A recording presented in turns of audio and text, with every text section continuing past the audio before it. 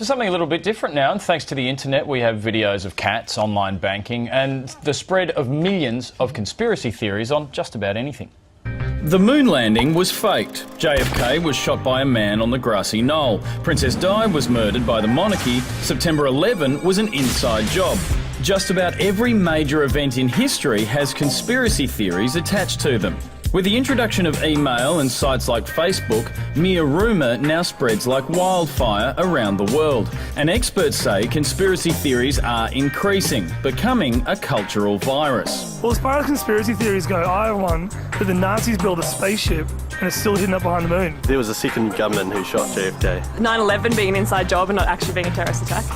America loves their conspiracy theories. It's claimed KFC is run by the KKK and makes black men impotent. It's reported nearly half of Americans believe global warming is a conspiracy. And here's Michael Jackson apparently getting out of his own coroner's van. But Australia is no different. Recently, an email circulated claiming to show proof that our Prime Minister had once claimed in a newsletter to be in a lesbian relationship. In fact, it had been faked, but many people forwarded the email on without checking its authenticity.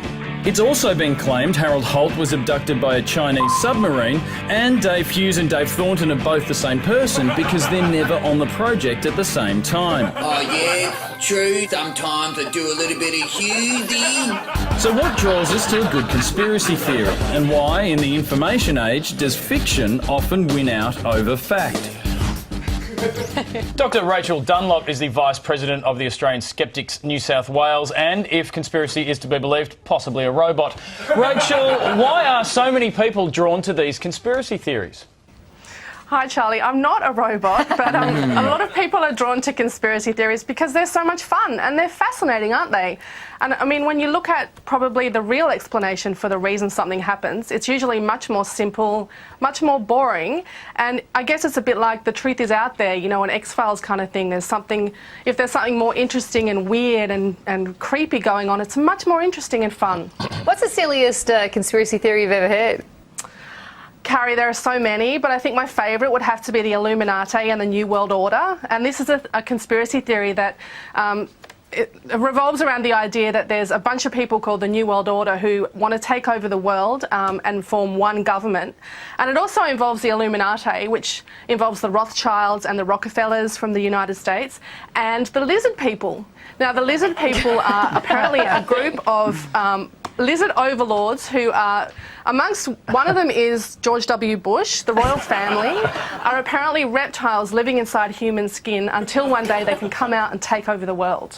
I find it hard to believe you wouldn't believe that, Rachel. Now, Rachel, I've got a friend who's probably watching because he's got far too much time on his hands.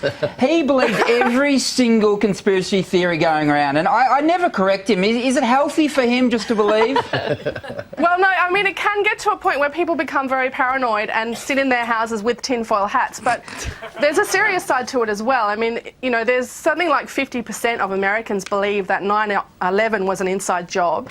So it turns out now that some people are following these conspiracy theories when they're voting or when they're choosing health advice on the internet, like to vaccinate their children. Now, back to something a bit more serious now. If I could get your answer quickly and honestly, are you in fact a robot?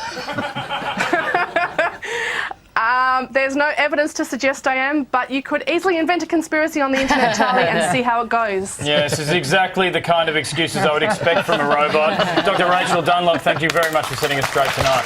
Thank you. You really want her to be a robot, don't you? See, I don't buy conspiracy. The idea that you could fake the moon landing, you can't keep a surprise party a secret, let alone like the thousands of people in the films of everything to do with the moon landing. What is real? Who knows? Are we real? Well, we had a viewer called Cheeky Aussie Chick got us online today. Yep. She has a conspiracy theory. She says, is George Negus really Elvis? George? You want me to sing? Let's go to a break. Let's go to a break quickly. Go to a break. We'll go to a break.